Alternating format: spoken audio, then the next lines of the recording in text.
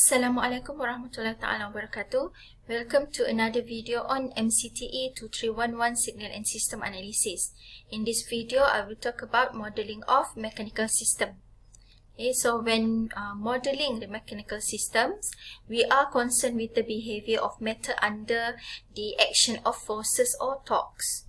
Okay, so the mechanical system is a system subjected by forces or torques which causes motion, okay, either in translational or rotational motion. Okay, so this means that this system, okay, are governed by the Newton's law. So when we have a translational motion, we can use this equation, which is summation of force equals to mass times acceleration. Okay,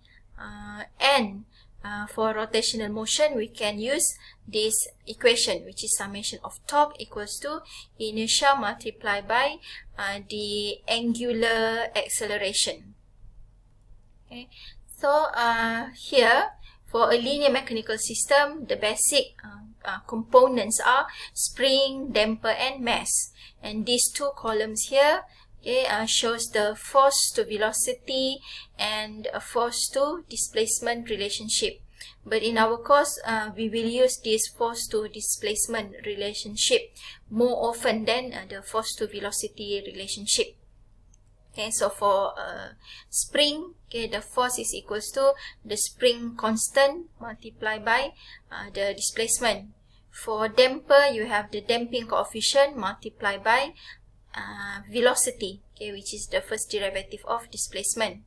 And for mass, the force is equals to mass times acceleration. So similar goes to rotational mechanical system. Okay, the basic main basic components are spring, damper, and inertia. Okay, so this is the force to velocity relationship, and this last column here is the force to angular displacement relationship. So again, for spring, you have for the torque. Okay, if you have a spring, the torque is the spring constant multiplied by the angular displacement. If you have a damper, then the torque is the damping coefficient multiplied by the angular velocity. And if you have inertia, okay, the torque is the inertia multiplied by the acceleration, okay, angular acceleration. So to apply this theory, here I show you three examples. Okay, I give you three examples that we can try to solve.